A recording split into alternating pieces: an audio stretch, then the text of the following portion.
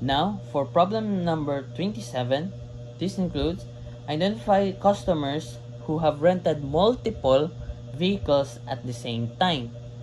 This includes the customer name, the rental IDs, and the total number of vehicles rented together. So, with the SQL code being shown right here, I will now begin the explanation. This query identifies customers who have rented multiple vehicles simultaneously. This provides the customer's name, rental IDs, and the total number of vehicles rented together. So, here's how the SQL query works. First, by selecting the columns with first name as customer first name and last name as customer last name.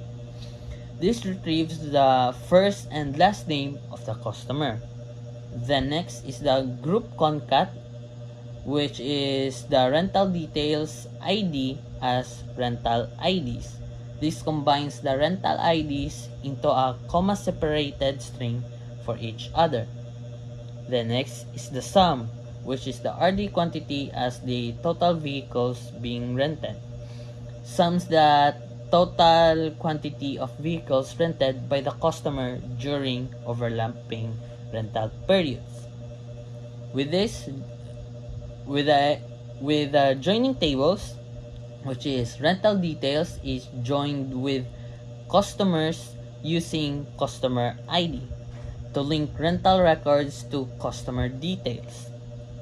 The next is the filtering conditions, where RD quantity is less than 1, which ensures only rentals where multiple vehicles were rented in the same time as the transaction considered. Then, the grouping and the aggregation, which is grouped by customer ID, which groups the result by each customer to calculate the total vehicles rented together for all their transactions. Then, the having clause, which is having count rental details ID, which filters the result to include only customer with more than one rental transaction that involve renting multiple vehicles. This result for each meeting the criteria that the query works, which is the customer first name and customer last name, which the customer's full name.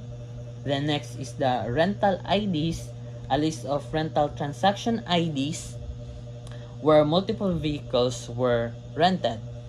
Then lastly is the total vehicles rented, which the total number of vehicles rented across those transactions.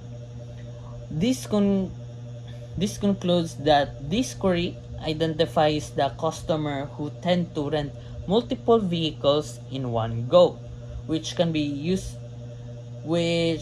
we can identify by using this SQL query code.